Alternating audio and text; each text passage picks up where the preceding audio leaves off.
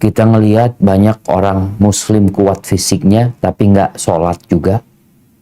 Malah jadi preman. Malah jadi penjaga klub-klub malam. Ekonomi. Ya kita juga ngelihat. Ada orang-orang beriman yang secara ekonomi mapan, konglomerat, nggak bangun masjid, tapi dia. Malah dia gunakan kekuatan ekonominya untuk bermaksiat. Jabatan, kekuasaan, ya kita melihat juga pejabat-pejabat, penguasa-penguasa yang berakhir hidupnya di Sukamiskin, di penjara sana.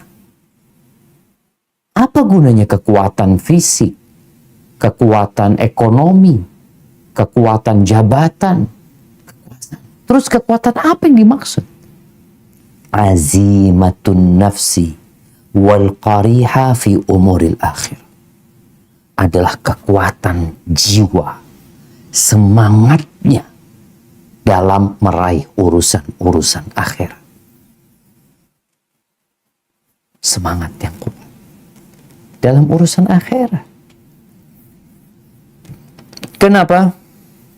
Dunia ini bakal ditinggalkan. Orang yang punya semangat yang kuat untuk urusan akhirat, dia akan semangat untuk sholat, untuk berpuasa, untuk berzikir, untuk semua ibadah. Jadi bagaimana sekarang meningkatkan semangat ini, kemauan ini,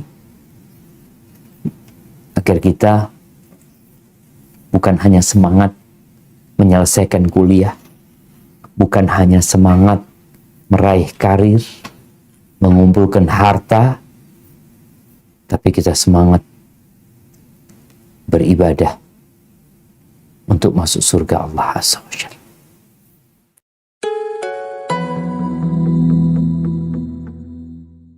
Assalamualaikum warahmatullahi wabarakatuh. Alhamdulillah alladzi bi ni'matihi tatimmu shalihat. Segala puji bagi Allah Jalla Jalaluh yang karena nikmatnya kebaikan-kebaikan menjadi sempurna. Yang karena rahmatnya niat-niat baik hamba dapat terlaksana. Allahumma salli wa sallim wa zid wa barik wa an'im ala sayyidina wa maulana Muhammadin wa ala alihi wa ashabihi ajma'in. Ya Allah, semoga salawat dan salam, berkah dan nikmat senantiasa Engkau curahkan untuk hamba kekasih-Mu, untuk baginda Nabi kita Muhammad alaihi salatu wassalam, untuk keluarga beliau, untuk istri-istri beliau, untuk putra-putri beliau, dan untuk seluruh sahabat Nabi. Semoga Allah meridhai kita bersama mereka. Amma ba'd, ahibati fillah. Ketahuilah kesempurnaan manusia itu dengan dua perkara. Yang pertama, dengan ilmu. Yang dengan ilmu itu, dia dapat melihat jalan kebenaran dan kebatilan. Dengan ilmu itu, dia jadi tahu mana yang diridhain Allah, Sang Pencipta, dan mana yang dimurkai olehnya. Dia tahu jalan yang mengantarkan ke surga. Dia juga tahu lorong-lorong yang berujung ke dalam neraka. Ini yang pertama. Karena tanpa ilmu, ya kita akan seperti hatibul lail. Hatibul lail itu istilah bagi orang yang mencari kayu bakar di malam hari. Dia akan memasukkan ke keranjangnya apa saja. Dia nggak tahu medan tempat dia mencari kayu. Boleh jadi yang dia pegang bukan dahan, tapi ular yang akan membinasakan. Maka kita perlu ilmu yang menjadi penerang jalan kita. Tapi ilmu aja nggak cukup. Yang kedua adalah semangat yang memotivasi dia untuk mengamalkan ilmu. Berapa banyak di antara kita yang tahu sholat itu wajib, rukun Islam, tapi nggak sholat. Secara keilmuan, Dia tahu dengan hukum. Tapi secara semangat, dia masih lemah dan tidak mampu melawan hawa nafsunya sendiri. Semua tahu puasa adalah rukun Islam.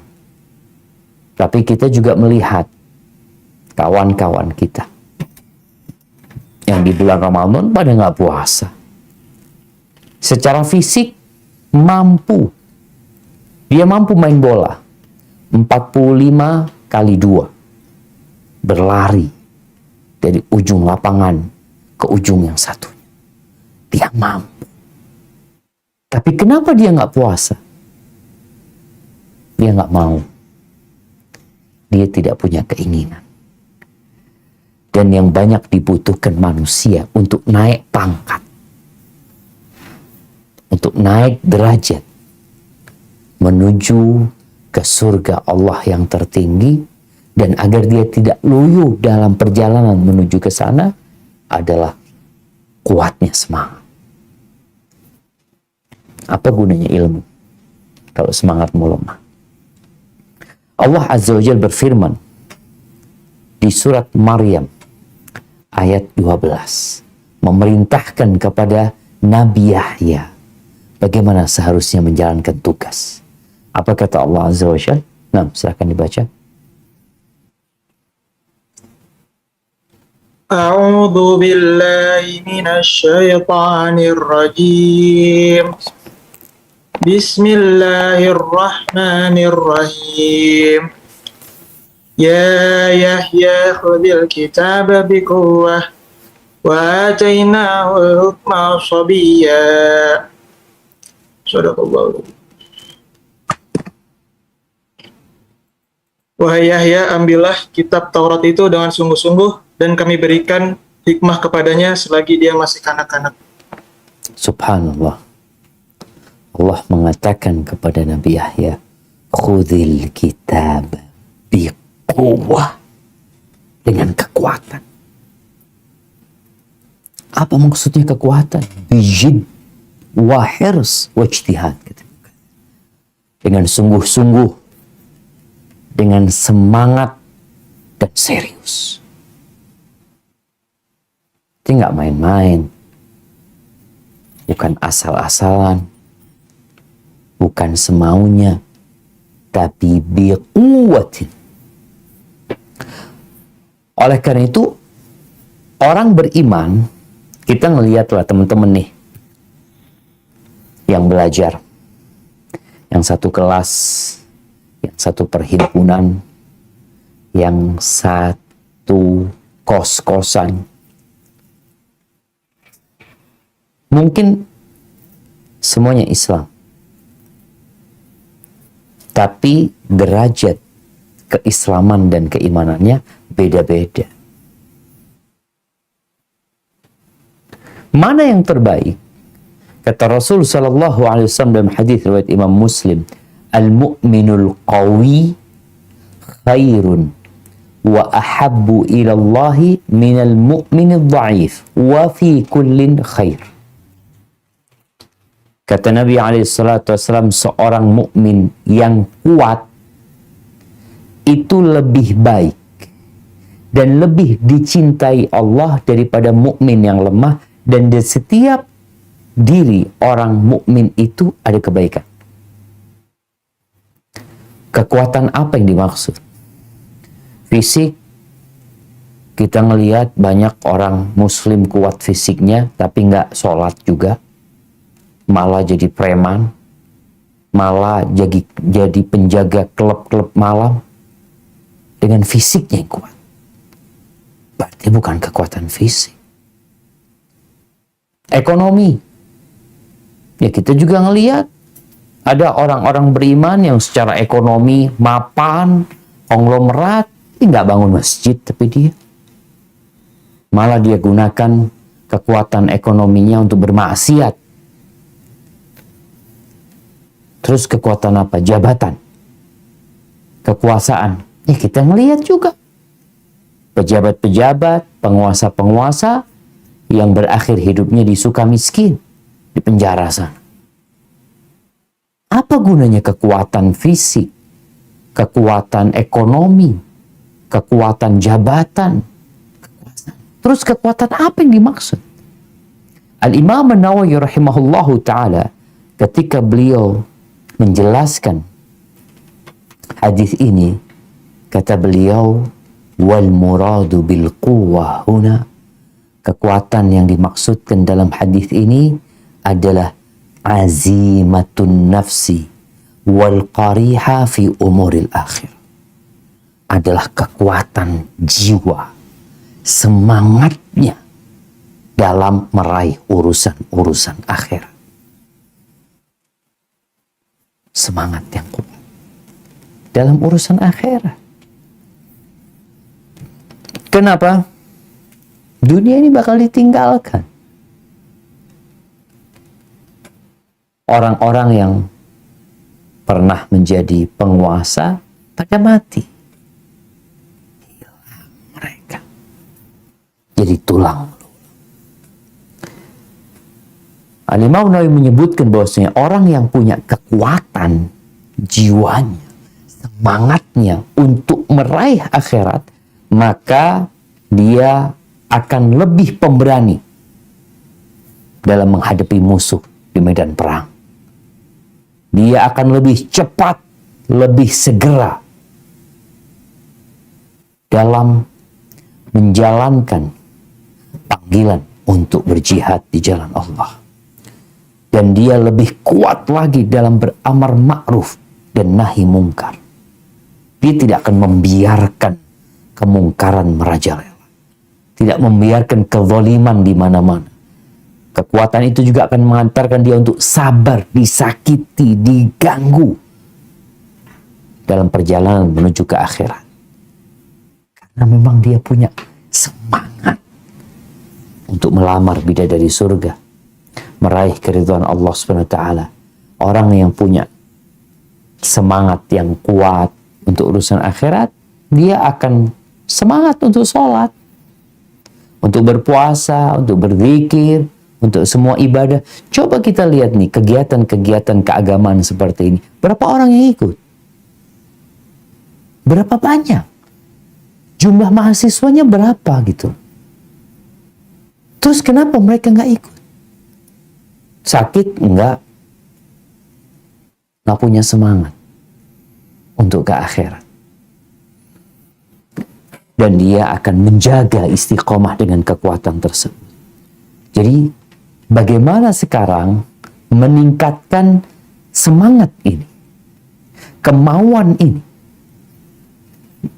agar kita bukan hanya semangat menyelesaikan kuliah, bukan hanya semangat meraih karir, mengumpulkan harta, tapi kita semangat beribadah untuk masuk surga Allah Azza wa Jalla. Yang pertama, maka kita perlu menguatkan rohani kita. Kita sering dengar istilah siraman rohani. Kita perlu tuh. Bagaimana keimanan kita dikuatkan. Bagaimana kita bertawakal kepada Allah. Kita tahu kondisinya seperti ini. Setelah pandemi, ya Allah, memang nggak tahu kok jadi malas ini dan itu. Maka kembali kepada Allah. Serahkan kepada Allah Azza wa Jalla. Bersandar kepadanya. Bergantung kepadanya. Merendahkan diri. Memohon berdoa kepada Allah. Sebagaimana Nabi mengajarkan doa kepada para sahabatnya. Allahumma inni as'aluka thabata fil amri wal azimata ala rushdi. Ya Allah, aku memohon kepadamu ketetapan di dalam urusan agama ini. Dan semangat di atas petunjuk. 2 kesempurnaan. Ilmu dan semangat mengamalkan ilmu tersebut. Nabi SAW mengajarkan doa ini kepada Shaddad bin Aus. Beliau pernah mengatakan, Ya Shaddad bin Aus. Wahai Shaddad bin Aus. Idza ra'aitan nas yaqnizuna al-dhahaba wal-fiddah Kalau engkau melihat umat manusia sibuk mengumpulkan, menimbun emas dan perak yang ada dalam diri mereka, semangat untuk kaya di dunia. Kita lihat nih teman-teman di Bandung, bagaimana ketika jam 7 pagi rame jalanan, semangat tuh orang-orang. Mau kemana mereka? Kalian mau kemana gitu? Yang naik motor, bahkan setelah subuh ada yang sudah berangkat. Ada yang kerjanya di Jakarta, harus naik kereta. Dilakukan dengan penuh semangat. Maka tatkala kita melihat orang-orang semangat mencari sesuatu yang fata morgana, sesuatu yang fana, maka engkau carilah sesuatu yang kekal dan abadi. Minta sama Allah. Ditetapkan di atas urusan ini. Banyak godaan-godaan. Ya.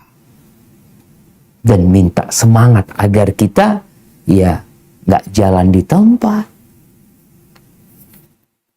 Yang kedua, perlu perjuangan. Kesungguhan. Jadi bukan setelah berdoa kita duduk-duduk. Enggak. Maka kita perlu berjuang melawan kemalasan kita. Jiwa manusia itu senangnya santai. Maunya duduk-duduk ya. Maka kita lihat kadang-kala pekerja itu kalau ada bosnya baru semangat kerja. Bosnya pergi santai lagi dia. Maka kita perlu berjuang. Bersungguh-sungguh melawan kemalasan kita. Kalau enggak, ya kita lihatlah. Ada teman-teman yang ingin diet. Karena dia obesitas, dia kepingin diet. Taib, udah doa. Konsultasi, udah konsultasi. Udah dapat ilmunya udah. Terus tinggal apa? Tinggal sungguh-sungguh menjalankan hal itu.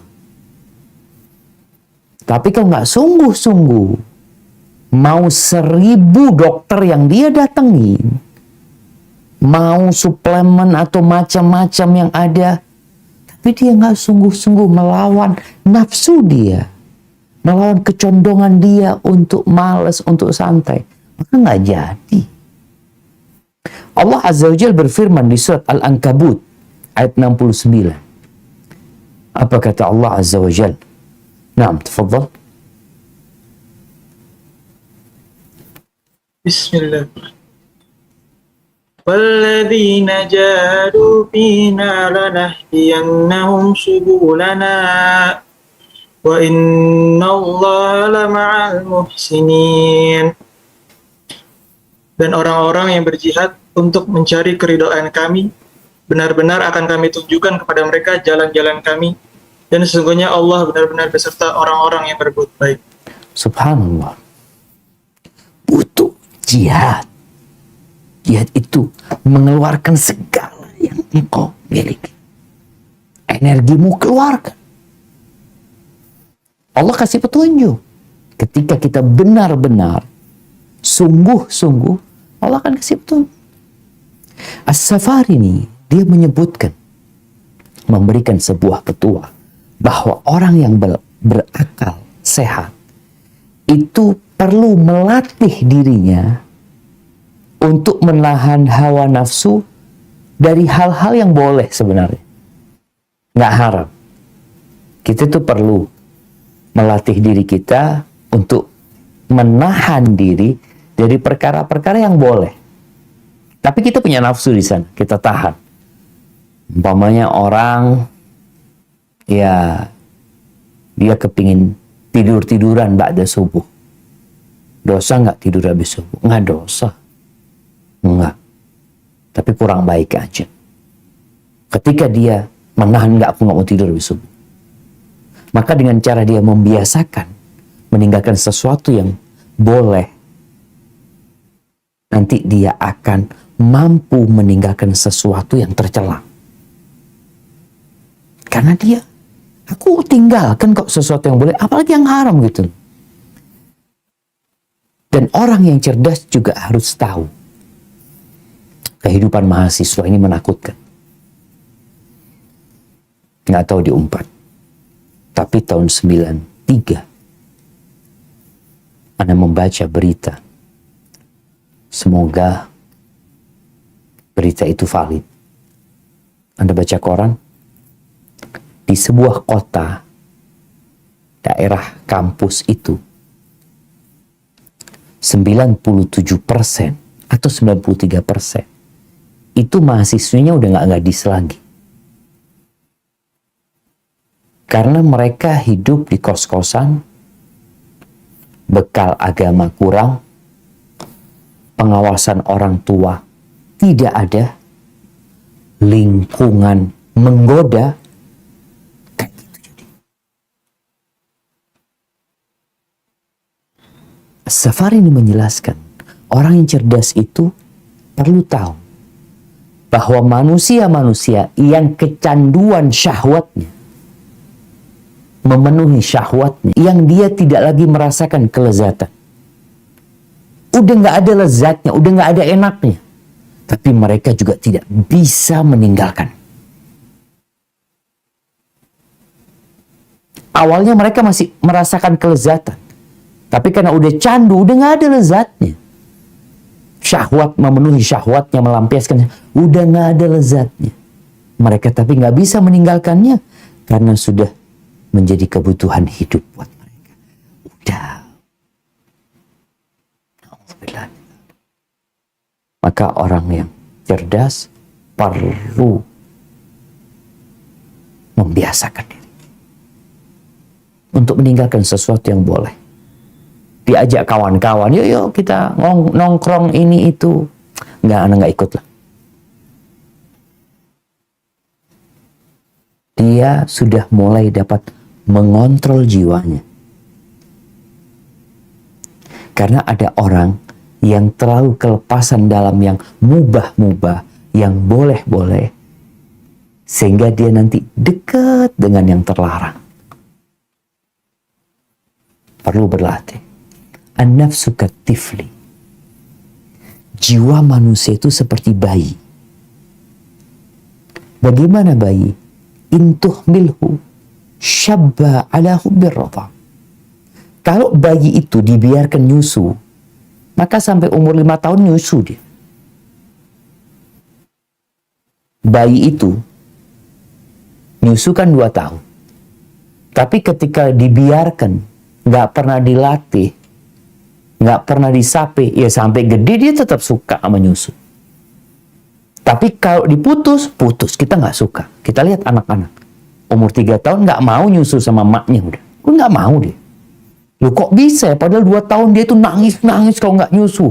Malam hari minta susu, pagi hari minta.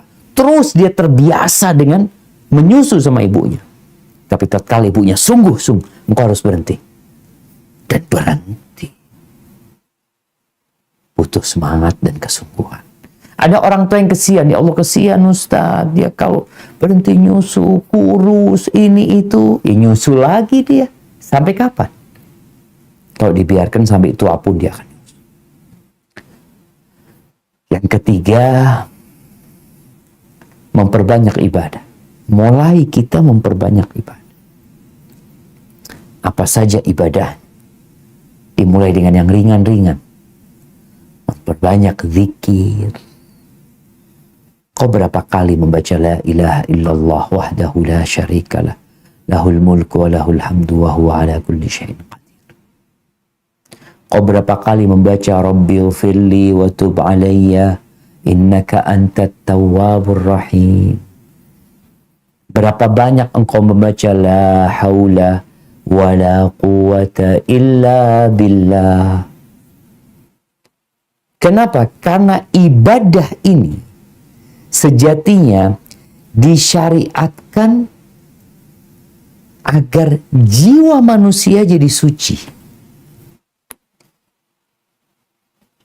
Kemudian membersihkannya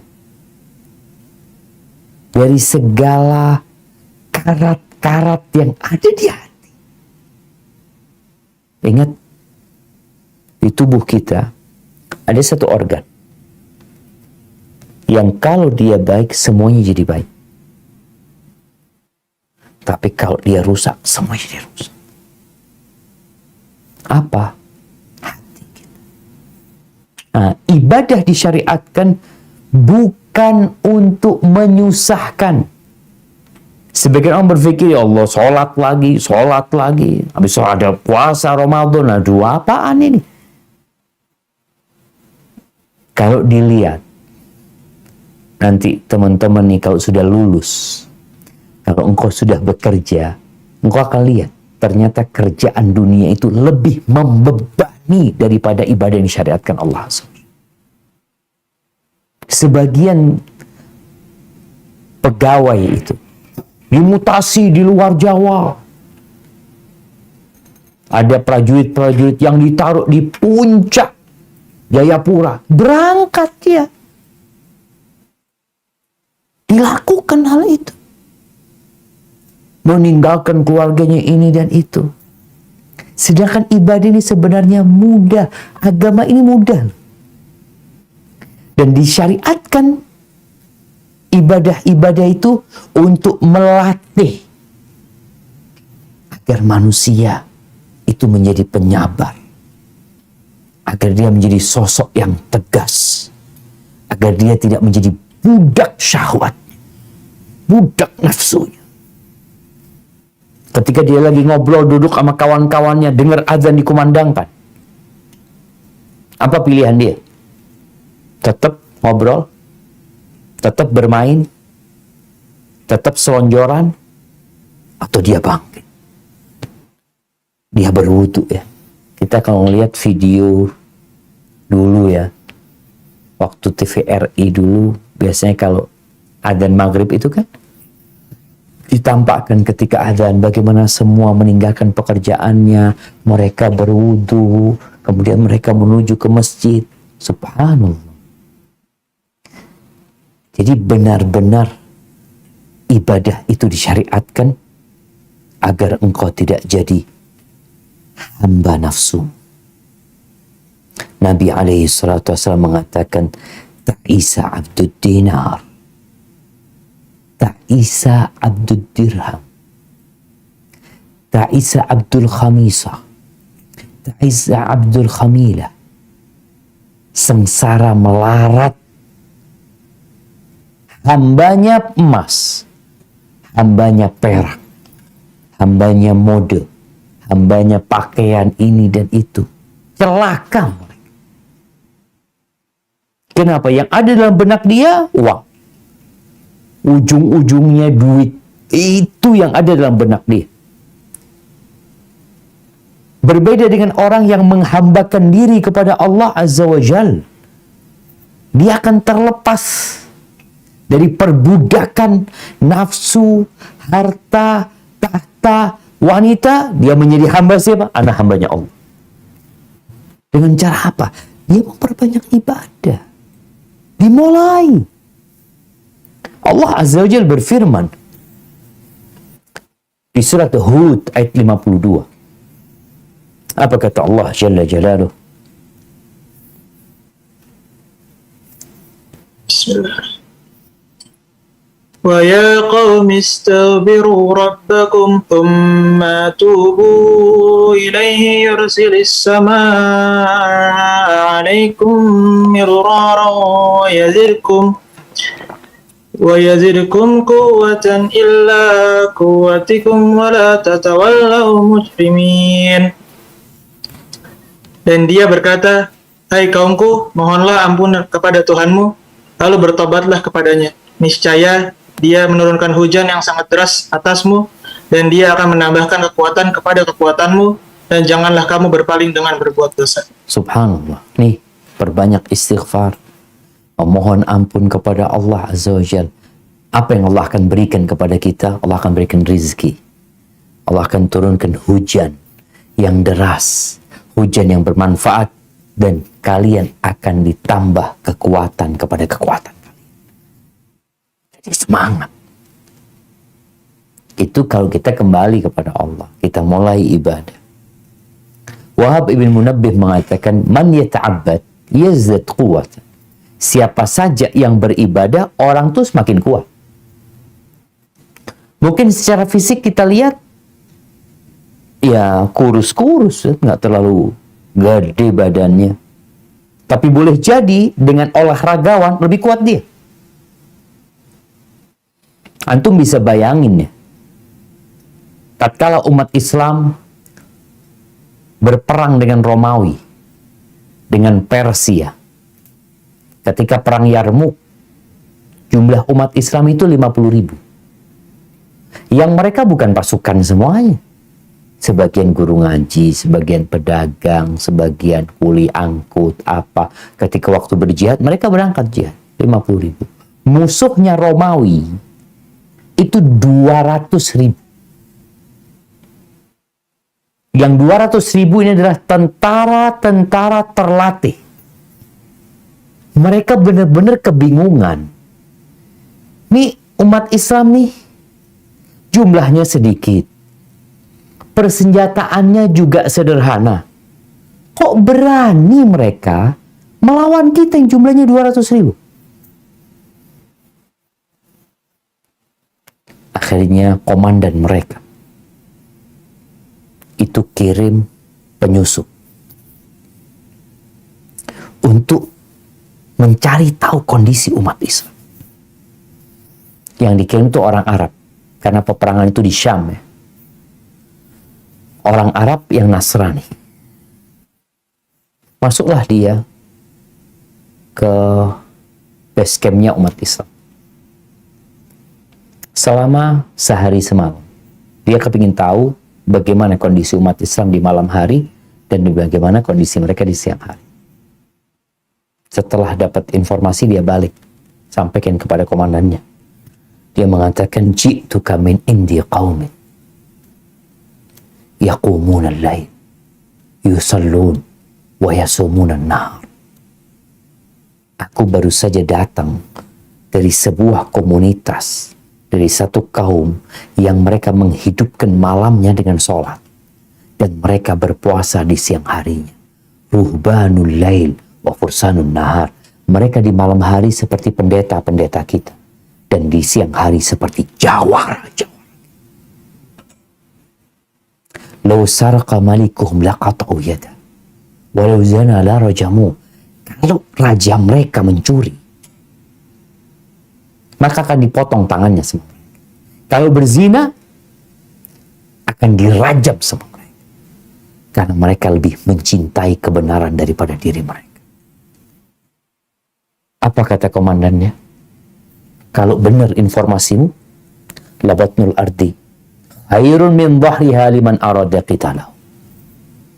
Kalau benar informasi darimu, sesungguhnya mati itu lebih baik daripada perang menghadapi mereka. Kok bisa umat Islam punya kekuatan seperti itu? Dan betul 200.000 itu kalah.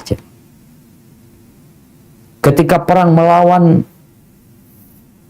Persia di peperangan Al-Qadisiyah, 30.000 melawan 120.000.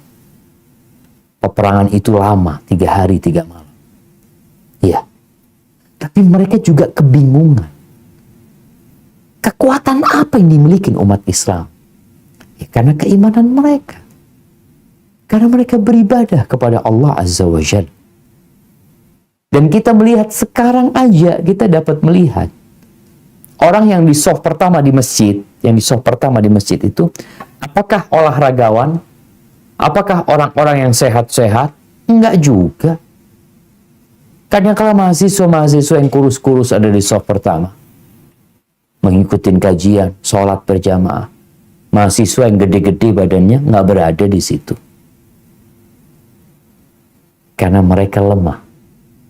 Dan yang ahli ibadah, mereka akan menjadi kuat. Ahibbatifillah, khususnya ibadah puasa. Puasa nih ibadah yang memiliki banyak fadilah. Dan kita bisa merasakan bagaimana di bulan Ramadan kondisi umat manusia itu berubah. Mereka jadi pada baik-baik. Bagaimana masjid itu penuh. Penuh masjid. Jadi heran, nih orang-orang kemana sebelum ini? Gitu. Orangnya jadi ya suka berbagi. Mereka pada baca Quran. Mereka menahan emosi. Nggak marah-marah. Allah Azza wa Jalla berfirman di surat Al-Baqarah ayat 183. Nah, silakan dibaca.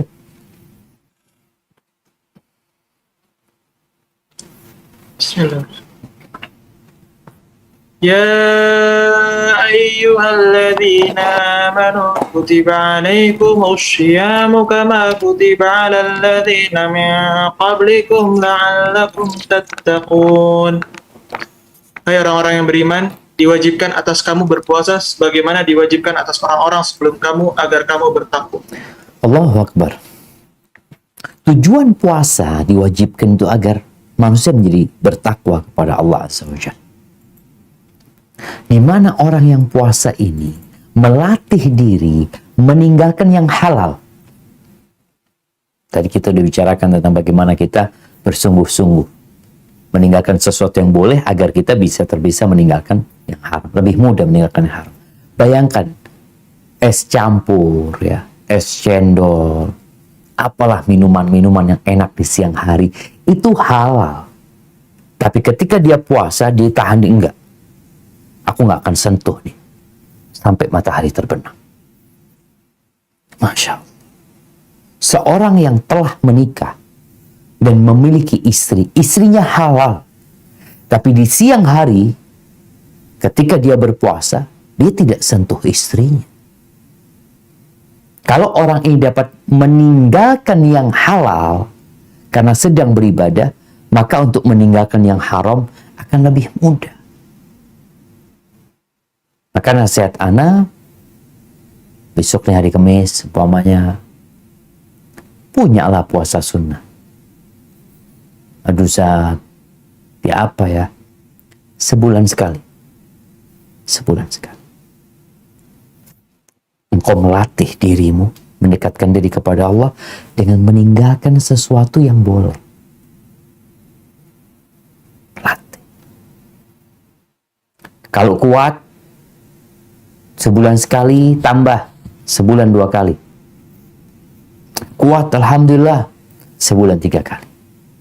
Dan usahakan istiqomah melakukan hal itu.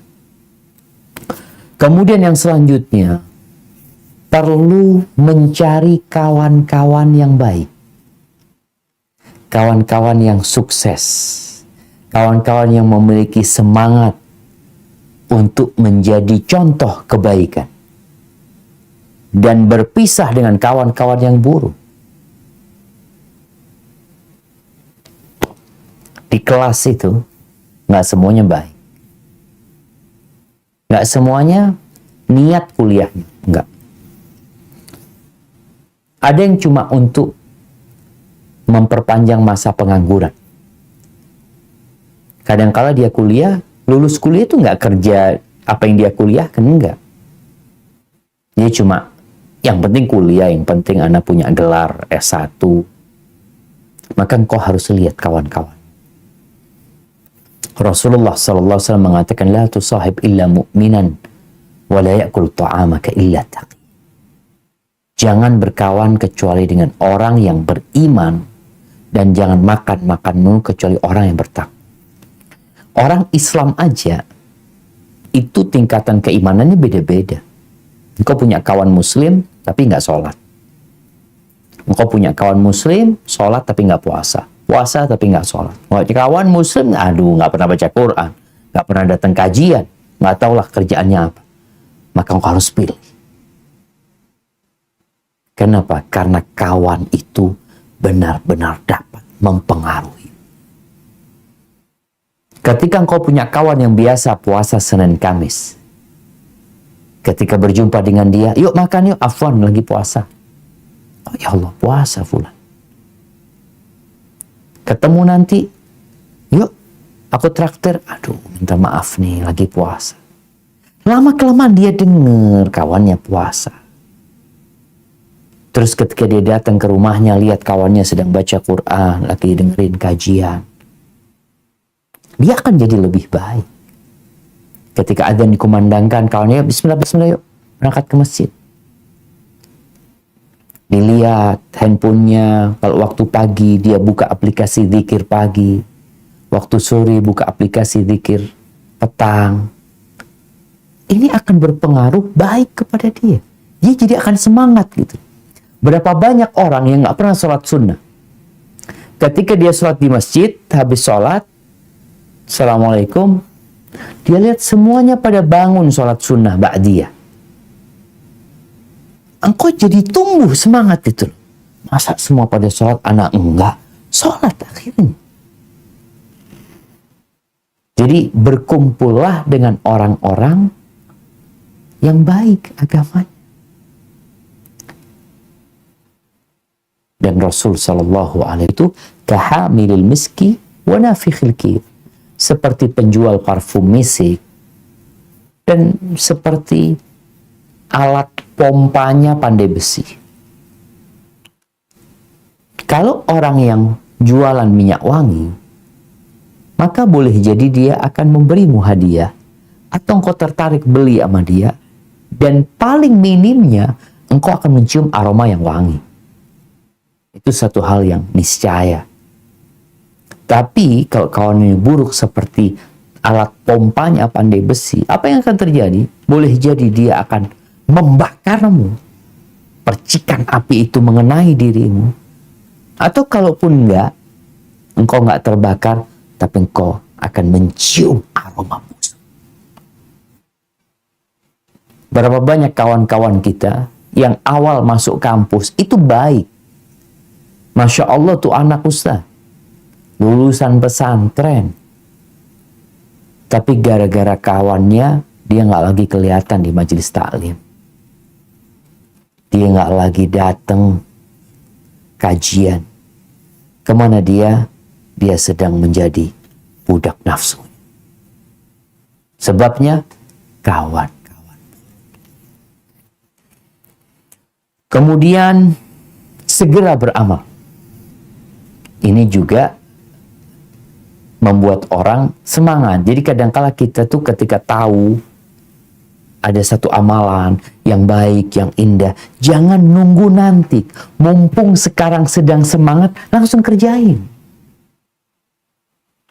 Karena kalau nunggu, nanti insya Allah aku akan kerjakan. Bicara mau puasa sunnah nih. Besok kan hari Kamis. Ana insya Allah hari apa ya? Hari Senin lah. Kerjakan besok. Ibnul Muqaffa mengatakan, "Idza hamamta bi khairin fabadir hawa." La yaghlibuka. Kalau engkau punya tekad melakukan kebaikan, segera lawan nafsu. Jangan sampai nafsumu mengalahkan. Wa idza hamamta bi syarrin fasawif hawa. Tapi kalau engkau berkeinginan melakukan keburukan, maka katakan kepada jiwa, nanti aja, nanti. Jadi kalau punya niat baik, segerakan. Kalau punya niat buruk, katakan kepada jiwamu, nanti. La'allaka tathar. Mungkin dengan cara itu, engkau dapat menang melawan jiwa. Karena tadi ada kondisi-kondisi, orang ini sedang semangat, langsung kerjakan. Yang ketika dikerjakan, hatimu akan bersih, akan terjaga. Tapi kalau ditunda-tunda, ya boleh jadi engkau punya urusan, punya kerjaan. Oleh karena itu Abdullah bin Umar bin Khattab mengatakan, "Idza amsayta fala tantadhir as-sabah." Kalau engkau berada di waktu sore, jangan nunggu besok pagi beramal. Wa idza amsayta fala tantadhir as-sabah. Kalau sore, jangan nunggu besok. Pagi jangan nunggu sore, sore jangan nunggu besok. Terus ya udah kerjain. Nabi alaihissalatu wasallam mengatakan, badiru bil a'mal. Segera kalian beramal, segera loh. Fitanan ka qita'il lailil mudlim. Sebelum datang kekacauan, fitnah yang seperti potongan malam yang gelap gulita. Pagi terang nih, kita mengatakan nanti kita mau beramal, tahu-tahu padam listriknya. Badai datang. dan engkau belum beramal. Ketika datang tuh fitnah seperti potongan malam gelap gulita, kata Nabi SAW, yusbihur rajulu mu'minan wa yumsi kafiran, wa yumsi mu'minan wa yusbihu kafiran. Paginya beriman, sorenya sudah kafir. Sorenya masih beriman, paginya sudah kafir. Kenapa? Yabi'u dinahu bi'aradin minad dunya. Dia menjual agama untuk mendapatkan sedikit kelezatan dunia. Kemudian ahibati fillah, kita perlu memandang sejarah yang dapat membangkitkan semangat kita. Engkau bacalah bagaimana perjalanan para nabi, bagaimana semangatnya pengikut nabi, ya nabi-nabi yang ada, khususnya Nabi kita Muhammad alaihissalam. Kau juga dapat melihat bagaimana tukang-tukang sihir Fir'aun yang ketika mereka melihat kebenaran mereka langsung beriman, nggak nunggu nanti. Dan pada waktu itu juga mereka diancam sama Fir'aun. Oh, kalian beriman sebelum aku kasih izin. La uqatti'anna aydiyakum wa arjulakum min khilaf wa la usallibannakum ajma'in. Kalau seperti itu, aku akan hukum kalian, aku akan mutilasi diri kalian. Aku akan potong kaki dan tangan kalian secara silang. Kemudian aku akan salib kalian di dalam pohon kurma. Supaya kalian tahu siapa yang lebih dahsyat siksanya. Kata tukang sihir Fir'aun, terserah engkau. Iqdi ma anta qad. Engkau mau menghukum kami, memutuskan apa, terserah. Innama taqdi hadhil hayatad dunya. Engkau hanya bisa memutuskan kehidupan dunia ini. Yang kalau engkau gak bunuh kami bakal mati sebenarnya. Baca sejarah Nabi kita Muhammad alaihissalam, sejarah para sahabat Nabi yang biasanya orang kalau habis baca itu jadi semangat, termotivasi. Ya Allah, mereka kayak gitu ya, masa anak nggak bisa? Kemudian melihat pengalaman bagaimana kita sebelum pandemi. Ada teman-teman yang sebelum pandemi, Masya Allah, anak dulu Ustaz belum hijrah ya, nggak benar, tapi kemudian anak hijrah, alhamdulillah. Dan engkau mampu alhamdulillah Ustaz. Anak mampu meninggalkan rokok umpamanya. Anak mampu, dulu anak nggak sholat, anak mampu sholat Ustaz. Anak mampu baca Quran, anak mampu, alhamdulillah. Kau sudah punya pengalaman gitu. Sehingga orang yang pernah baik sebelum pandemi umpamanya, kemudian ketika pandemi dia mulai malas, maka lihat sejatinya engkau mampu gitu loh, bukan nggak mampu. Tinggal bagaimana menjadikan pengalamanmu itu sebagai modal untuk kesuksesan. Ana dulu pernah jadi nggak bener Ustaz, gara-gara siapa? Gara-gara fulan. Maka engkau tinggalkan kawan-kawan yang seperti fulan. Dulu Ustaz ana hidup di lingkungan yang pada nggak sholat. Oh, engkau cari lingkungan yang lebih baik. Jadi pengalaman itu penting. Kemudian, ahibbatifillah, kita perlu menghindar, menjauh dari pencuri-pencuri semangat kita yang melemahkan kemauan kita. Di antaranya adalah kegalauan. Ya, pikiran yang kemana-mana. Engkau perlu satukan tujuan. Benarkan tekad. Bagaimana membenarkan tekad kita? Tadi kan kita bicara tentang bagaimana menumbuhkan semangat kita, meningkatkan semangat kita. Jadi di antara, kalau engkau kepingin tahu, semangatmu udah benar belum? Udah di tempatnya belum? Tanda-tanda benarnya kemauan seseorang, Ibnu Qayyim mengatakan, yang dia tuju adalah keridhaan Allah Subhanahu wa ta'ala. Dia mau apa? Aku mau keridhaan Allah. Aku mau Allah ridho sama aku. Kemudian dia harus mempersiapkan perjumpaan dengan Allah. Engkau perlu lihat, apakah engkau bersedih ketika waktumu hilang tidak dalam keridhaan Allah atau tidak. Dan hendaklah setiap saat yang menjadi ambisimu adalah akhir. Kenapa? Ketika ambisimu dunia, maka engkau akan menjadi orang yang sengsara. Tatkala semangatmu adalah dunia yang fana ini, engkau nggak akan pernah kaya. Sebanyak apapun hartamu, engkau tetap miskin. Karena ambisinya dunia. Tapi tatkala ambisimu dan semangatmu akhirat, engkau akan jadi orang paling kaya di dunia. Walaupun engkau nggak punya apa-apa. Karena sejatinya kekayaan yang sebenarnya adalah kekayaan jiwa. Barakallahu fiik, itu yang dapat Anda sampaikan. Semoga Allah menjaga keimanan kita dan menguatkan semangat kita untuk bertambah baik lagi beribadah, khususnya setelah pandemi ini yang kita berdoa semoga segera berakhir. Anda kembalikan ke moderator. Jazakumullah khair. Baik, terima kasih kepada Ustadz Syafiq atas materinya. Ada beberapa pertanyaan yang sudah ada di kolom chat yang akan saya bacakan terlebih dahulu. Setelah itu saya akan mempersilahkan satu persatu para jamaah yang telah raise hand. Untuk pertanyaan yang pertama, Ustadz, ada dari Irhamsah Ahlak. Assalamualaikum warahmatullahi wabarakatuh. Alhamdulillah. La ilaha illallah Muhammadur Rasulullah. Perkenalkan, Ana Irhamsah Ahlak dari Mamuju. Izin bertanya Ustadz, bisakah disebutkan kitab rekomendasi untuk didalami bagi kami pemuda yang berniat hijrah di atas sunnah Rasulullah SAW? Jazakallah khair wa barakallahu fiikum. Masya Allah. Barakallahu fiik. Kalau kitab yang direkomendasikan bagi orang-orang yang baru hijrah, maka kitab itu adalah kitabullah, Al-Quranul Karim.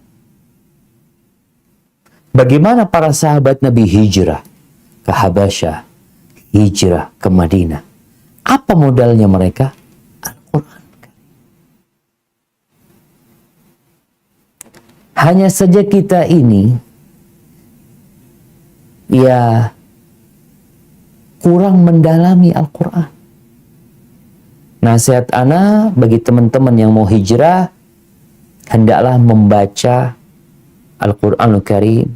Al-Fatihah dibaca dengan artinya, dibaca dengan tafsirnya, kemudian baca juz amma. Karena kebanyakan ayat-ayat yang berada di juz amma itu adalah surat-surat yang turun di Mekah. Disitulah bagaimana Nabi SAW mempersiapkan para sahabatnya untuk menjadi generasi terbaik umat ini. Maka antum baca kitab yang namanya kitab tafsir juz amma, ada banyak ya, baca tafsir Ibnu Katsir umpamanya. Dan untuk yang juz amma ini, di situ engkau akan melihat bagaimana kebesaran Allah Jalla Jalaluh, bagaimana akhir dari cerita dunia ini. Orang kalau tahu cerita, ini bicara semangat, orang tuh kalau tahu cerita, ceritanya seperti ini, akhirnya kayak gini nih. Ada surga, ada neraka, karena ada orang yang semangat ketika dikasih reward, semangat ketika dikasih ancaman. Nah, itu ada di sana tuh. Ancaman-ancaman Allah Azza wa Jalla, reward yang akan diberikan, sehingga orang akan semangat untuk hijrah. Baca tafsir juz amma, kemudian engkau juga bisa baca kitab Thalathatil Usul ya, karya Syekh Muhammad At-Tamimi tentang 3 landasan utama, di mana seorang akan belajar tentang siapa sih Tuhan kita, apa sih agama kita, dan siapa Nabi kita Muhammad alaihi salatu wassalam.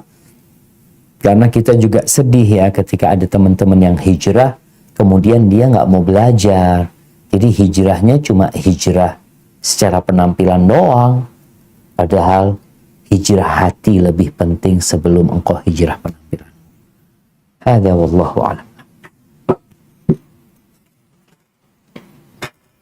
Jazakallah khair Ustadz atas jawabannya. Lanjut ke pertanyaan kedua yang dari para jamaah yang rasain kepada saudara atau saudari Jovela Aulia Rahmi. Kami persilahkan untuk bertanya langsung kepada Ustadz. Silakan. Terima kasih kesempatannya moderator. Assalamualaikum Ustadz. Waalaikumsalam. Semoga Ustadz selalu di dalam lindungan Allah Subhanahu wa Ta'ala. Ustadz, Ana ingin bertanya Ustadz. Jadi Ustadz, sekarang ini rasanya Ana sulit sekali dan berat sekali dalam menjalani perkuliahan Ana ini. Lantaran awalnya Ana tidak berniat sedikit pun untuk mengambil jurusan akuntansi ini Ustadz. Akan tetapi Ana ingin jurusan psikologi. Tetapi Ustadz, Ana tidak lolos di tes UTBK dan seleksi mandiri untuk jurusan psikologi Ustadz. Ana sedih karena jurusan psikologi adalah jurusan yang sudah lama Ana cita-citakan. Dan Ana akhirnya mengambil jurusan akuntansi ini karena merupakan pilihan orang tua Ana. Dan Ana tidak mau mengecewakan mereka. Tetapi hasilnya seperti ini Ustadz. Ana jadi kurang memahami dan bahkan Ana selalu menangis setiap mengerjakan tugas. Padahal Ana sudah berusaha untuk mencintai dan menerima dengan ikhlas jurusan yang Ana pilih ini Ustadz. Akan tetapi masih saja hati Ana belum sepenuhnya menerima Ustadz. Bagaimana menurut Ustadz apa yang harus Ana lakukan? Dan satu lagi Ustadz, Ana punya permasalahan yang sepertinya tidak bisa Ana sebutkan di sini. Apakah bisa untuk berkonsultasi dengan Ustadz dan bagaimana caranya Ustadz? Afwan Ustadz, terima kasih. Assalamualaikum warahmatullahi wabarakatuh. Waalaikumsalam warahmatullahi wabarakatuh. Nah, Masya Allah. Iya, hibati fillah. Yang menyebabkan kita hidup dalam penderitaan itu adalah kita sendiri. Tadi ukhti yang bertanya sudah tahu permasalahan, dia tidak menerima atau dia belum menerima. Nasihat ana, ingat dengan firman Allah Azza wa Jalla, wa asa an takrahu syai'an wa huwa khairul lakum. Boleh jadi yang kalian benci itu baik buat kalian. Dan boleh jadi wa asa an tuhibbu syai'an wa huwa syarr. Boleh jadi yang engkau sukai itu buruk buat dia. Artinya kondisi seseorang ketika dia sudah berusaha, tadi dia sudah berusaha untuk masuk ke psikologi, dan dia juga sudah berdoa memohon kepada Allah Azza wa Jalla, tapi takdir Allah lain. Takdir Allah tidak sesuai dengan apa yang dia inginkan. Maka dia harus berbaik sangka sama Allah, pasti ada hikmahnya. Disinilah seorang muslim melatih diri untuk yakin bahwa kebaikan itu ada di tangan Allah. Wallahu ya'lamu wa antum la ta'lamun. Allah tuh lebih tahu dan kita nggak tahu. Maka nasihat ana di perkuliahan yang sekarang engkau jalani, maka berbaik sangka sama Allah. Pasti ada manfaatnya nanti ilmu yang aku pelajari ini. Karena aku sudah berusaha dan Allah beri ini sama aku. Paling tidak manfaat yang terbesar yang dapat engkau raih, engkau membuat kedua orang tuamu berbahagia. Bukankah keridhaan Allah bergantung dengan keridhaan orang tua? Itu mungkin yang perlu engkau lakukan. Dan banyak membaca hasbunallah wa ni'mal wakil. Hasbunallah wa ni'mal wakil. Adapun kalau konsultasi pribadi, memang ana nggak membuka hal itu karena terlalu banyak yang konsultasi. Nanti mungkin bisa menghubungi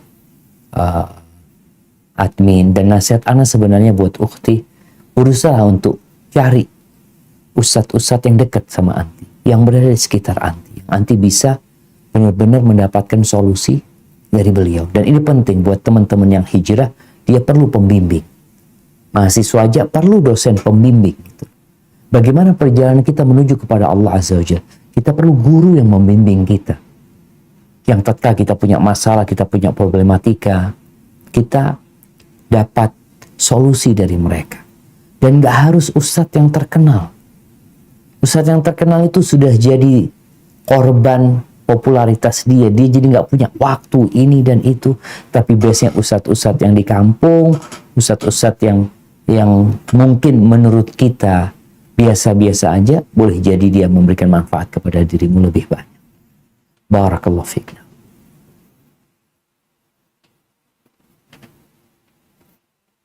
Baik, jazakallah Ustaz atas jawabannya. Lanjut ke pertanyaan kedua yang ada di chat. Ada dari saudara atau saudari Sri Maila ini. Bismillah Ustadz, saya pernah membaca dalam sebuah tulisan mengenai istiqomah, kutipannya sebagai berikut. Ada yang berpendapat bahwa istiqomah itu hanyalah bisa dijalankan oleh orang-orang yang besar. Apakah makna dari kalimat tersebut? Terima kasih Ustadz, barakallahu fikum, jazakumullah khair. Barakallahu fikum. Nah, mahibati fillah. Istiqomah itu berat. Kalau dikatakan hanya bisa diraih oleh orang-orang yang besar, orang-orang yang punya semangat besar, orang-orang yang punya kesungguhan besar, orang-orang yang punya tujuan besar, bukan orang-orang kerdil. Karena kita tahu istiqomah ini beribadah kepada Allah sampai mati. Ketika datang seorang sahabat meminta nasihat kepada Nabi alaihi salatu wassalam, yang harapan dia nggak perlu lagi dia tanya sama orang lain selain Nabi SAW. Apa kata Nabi alaihi salatu wassalam? Qul amantu billah thumma istaqim. Kau katakan aku beriman kepada Allah, kemudian engkau istiqomah. Dan orang yang istiqomah akan menghadapi banyak rintangan. Maka buat orang-orang kerdil, orang-orang yang semangatnya hanya dunia, yang ambisinya hanya perut dan yang di bawah perutnya, nggak bisa istiqomah. Tapi orang yang memang bersemangat besar, baru dia bisa istiqomah. Semuanya bisa istiqomah sejatinya, tapi tadi perlu perjuangan dan kesiapan diri. Allah Azza wa Jalla mengatakan, innal ladzina qalu rabbuna Allah thumma istaqamu tatanazzalu alaihim alla takhafu wa la tahzan. Sesungguhnya orang-orang yang mengatakan Tuhan kami adalah Allah, kemudian mereka istiqamah, itu mereka turun memberikan semangat kepada mereka, memberikan kabar gembira kepada mereka. Nggak usah takut, nggak usah khawatir, kalian surga tempat kalian. Jadi mungkin itu makna maksudnya orang-orang besar, orang-orang yang berjiwa besar, orang-orang yang memiliki cita-cita yang besar, bukan orang-orang yang hanya berpikiran perut dan yang di bawah perutnya. Tentunya untuk istiqomah berat bagi dia, karena istiqomah sendiri itu akan bertentangan dengan keinginan jiwa yang kepinginnya santai, kepingin enak-enak. Sedangkan jalan menuju ke surga itu terjal dan mendaki. Barakallahu fiik.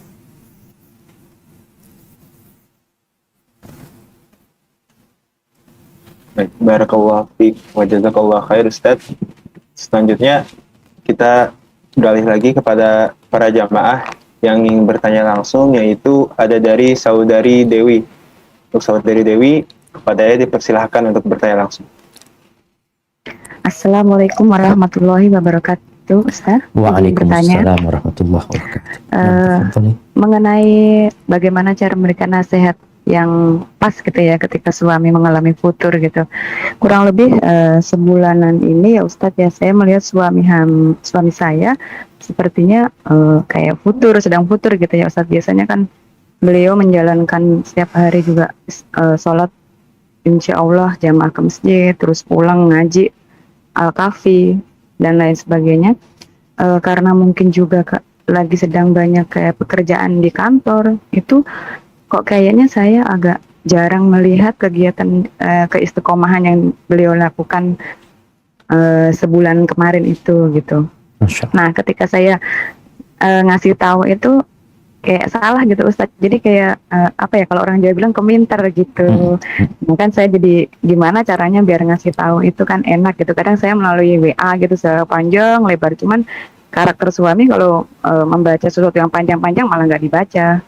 Ya sudah, akhirnya saya doakan saja gitu ya. Tapi alhamdulillah ya seminggu ini kurang lebih mulai sedikit-sedikit lagi gitu. Maksudnya yang istiqomah yang dulu ditinggalkan itu, agak ditinggalkan itu udah sedikit-sedikit kembali. Nah, pertanyaan saya itu bagaimana cara kita istri itu memberikan nasihat gitu Ustadz yang pas dan tidak seolah tidak menggurui gitu Ustadz. Masya Allah. Itu Barakallahu yang fiik. pertama. Dan yang kedua, titipan pertanyaan dari suami itu apakah menurut Ustadz lebih baik yang mana ketika kita itu mempelajari Al-Quran itu, apakah kita belajar dari tahsin dulu atau kita ikut langsung tahfiz hafalan Quran, atau apa namanya tuh memahami isi Al-Quran dulu gitu Ustadz. Masya Itu kira-kira lebih bagus yang mana gitu menurut Ustadz gitu. Barakallahu. Sekian Ustadz, jazakallahu khair, barakallahu fika. Assalamualaikum warahmatullahi wabarakatuh. Waalaikumsalam warahmatullahi wabarakatuh. Ya ahibati fillah, kata Nabi alaihi salatu wassalam, likulli amalin syirah wa fatrah. Semua amalan itu ada baranya, ada redupnya, ada semangatnya, ada luyunya. Itu sebenarnya sesuatu yang lumrah. Orang ketika dalam perjalanan menuju kepada Allah, dia capek, dia lelah, ya. Jadi ketika memang kondisinya capek, lelah, usahakan fokus sama yang wajib dijaga. Ini dalam kondisi orang lelah. Jadi momennya ada orang datang dari safar pulang ke rumah, ini capek. Dia biasanya sholat qobliyah, ba'diyah. Karena dia capek, udah yang wajib aja kerjain dulu. Kenapa? Karena jiwa ini jangan sampai bosan. Ketika dia sudah semangat lagi, baru tuh ditambahin dengan yang sunnah-sunnah kita kerjakan lagi. Maka apabila futurnya itu tidak sampai mengeluarkan dia dari yang wajib dan tidak sampai membuat dia melakukan yang haram, insya Allah masih aman dan itu sesuatu yang wajar. Bagaimana mengembalikan semangat itu? Boleh jadi engkau tidak dengan berbicara ngasih nasihat kepada dia, tapi engkau bawa suamimu ziarah kubur umpamanya. Berangkat bang, yuk bang jalan-jalan ziarah kubur, kok lama? Aku nggak pernah ziarah ke kuburan. Jadi bukan ngasih nasihat secara lisan, tapi membawa dia ke tempat yang memang kata Nabi SAW, fa innaha tudzakirul akhir. Ziarah kubur itu mengingatkan akhir. Ziarah kubur itu melembutkan hati. Ini salah satu cara. Karena dikatakan tadi suami sibuk dengan pekerjaan gitu. Pekerjaan ini itu nggak ada selesainya, pekerjaan itu kadang-kala. Maka dengan dia berangkat ziarah kubur ya, atau berangkat ke tempatnya orang-orang miskin, orang-orang fakir, yang menyebabkan dia lebih bersyukur sama Allah Azza wa Jalla. Dan orang yang bersyukur biasanya akan lebih dekat sama Allah Jalla Jalaluh.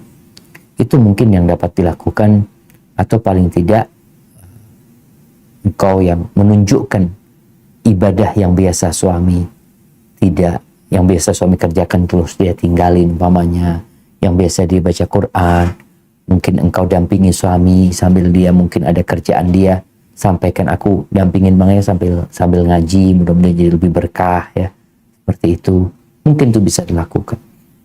Adapun pertanyaan selanjutnya tentang mana yang lebih baik antara mempelajari Al-Quran Karim dari sisi memperbaiki bacaannya, atau yang kedua dari sisi menghafal, atau yang ketiga dari sisi mentadabburinya. Jadi kondisinya melihat kitanya bagaimana. Ada anak-anak kecil yang memang dia fokus menghafal karena dia belum bisa memahami, ya udah dihafal aja. Dan biasanya menghafal itu setelah bacaannya benar. Jadi orang nggak boleh menghafal kalau ternyata bacaannya salah, sehingga hafalannya pun salah. Jadi boleh jadi kita itu kalau bicara menghafal, karena mau menghafal wadduha, setorkan dulu bacaan kita. Wadduha udah benar, hafalan kita jadi benar nanti insya Allah. Kalau bicara memahami, ya kita harus memahami Al-Quranul Karim. Sehingga mungkin yang bisa dilakukan adalah menggabungkan semua itu. Sehingga mungkin hafalan kita nggak banyak. Karena Ustaz, anak kan sambil mendalami, ya oke, nggak ada masalah. Kok juga sudah berumah tangga, engkau juga yang engkau perlukan sekarang tetap menghafal Al-Quran. Nggak harus hafal Quran full, tapi engkau tetap punya jadwal menghafal Quran dan engkau berusaha untuk memahaminya. Yang itulah jadi petunjuk buat hamba. Ketika dia faham, dia mengerti, sehingga dia tahu, oh ternyata nggak boleh, ternyata harusnya seperti ini. Allah Azza wa Jalla ketika menyebutkan tentang orang-orang beriman, wa idza tuliyat alaihim ayatuhu zadathum imana. Kalau dibacakan ayat-ayat Allah, bertambah keimanan mereka karena mereka mentadabburinya, memahaminya. Tapi kalau nggak paham, mau dibacakan full Quran dibacakan kepada dia, tapi dia nggak paham, ya dia tidak akan bertambah keimanannya, mungkin bertambah pahalanya dari sisi karena setiap membaca satu huruf itu dapat 10 kebaikan. Jadi kita berusaha untuk mendapatkan hadiah dari Allah, pahala-pahala tersebut, dan mendapatkan hidayah dari kandungan Al-Quran. Artinya dari memahami ayat-ayat Al-Quran tersebut. Barakallahu fiqna. Barakallahu wa jazakallahu khair, Ustaz. Mungkin mohon maaf, ini jadi pertanyaan terakhir pada sesi tanya jawab kali ini. Yang terakhir, Ustaz, Assalamualaikum warahmatullahi wabarakatuh. Semoga Ustaz Syafiq beserta keluarga selalu diberikan rahmat dan diberkahi Allah Subhanahu wa Ta'ala.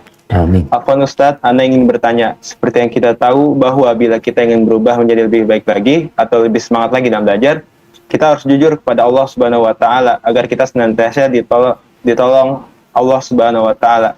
Pertanyaannya, bagaimana kita mengetahui bahwa kita sudah jujur atau belum kepada Allah? Terkadang saya sulit untuk mengetahui kadar kejujuran saya kepada Allah. Syukran Ustaz, jazakallah khair. Masya Allah. Nah, mahibati fillah. Kejujuran ini penting. Karena ada kelompok yang hidup di antara kita.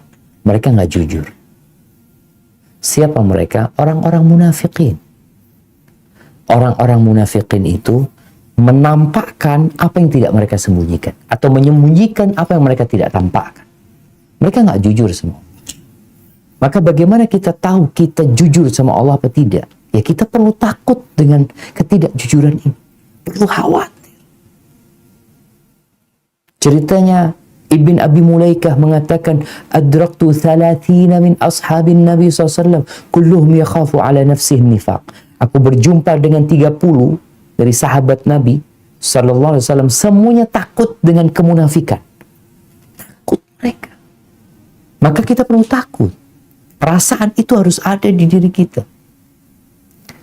Kalau bicara bagaimana kita mengecek kejujuran kita apa tidak sama Allah SWT, engkau lihat bagaimana tatkala engkau sendirian dan bagaimana tatkala engkau di depan orang. Apakah tatkala kita sendirian kita tetap beribadah? Atau kita beribadah hanya tatkala ada manusia? Apakah engkau bersedekah dengan hartamu secara sembunyi-sembunyi? Karena Nabi SAW mengatakan, was-sadaqatu burhan, sedekah itu bukti kejujuran, keimanan seseorang. Sedekah itu. Kemudian tatkala engkau mendapatkan musibah, apakah engkau menerima dan berbaik sangka sama Allah sebagai bentuk kejujuranmu bahwa engkau tahu Allah Maha Pengasih, Allah lebih sayang sama engkau daripada seluruh penduduk bumi ini? Atau engkau mulai berprasangka buruk sama Allah? Maka hal itu insya Allah membantu kita untuk mengetahui kejujuran kita. Kalau kita benar-benar dapat beribadah dalam kesembunyian, tanpa ada orang yang melihat. Kita benar-benar dapat menangis memohon kepada Allah, dan kita terus berbuat baik tanpa ada satupun yang mengetahui. Insya Allah itu salah satu tanda kejujuran bahwa kita beribadah bukan untuk manusia, tapi kita berharap keridhaan Allah Jalla Jalaluhu. Itu mungkin yang dapat Anda sampaikan. Kurang lebihnya mohon maaf. Yang benar dari Allah, yang salah dari diri Anda pribadi. Kembalikan ke moderator, Saudara Tafakkur. Jazakumullah khair.